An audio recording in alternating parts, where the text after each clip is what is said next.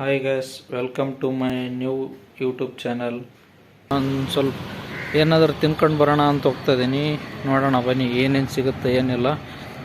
ಈ ರೋಡಲ್ಲಿ actually 2-3 days ಆಯಿತು ಹುಡುಕ್ತಾ ಇದ್ದೀನಿ, ಏನು ಸಿಗ್ತಾನೇ ಇಲ್ಲ ಆ್ಯಕ್ಚುಲಿ. ನೋಡೋಣ ಬನ್ನಿ. ಅದರಲ್ಲಿ ಏರಿಯಾ ಬೇರೆ ಫುಲ್ ಕಾಸ್ಟ್ಲಿ ಇದೆ.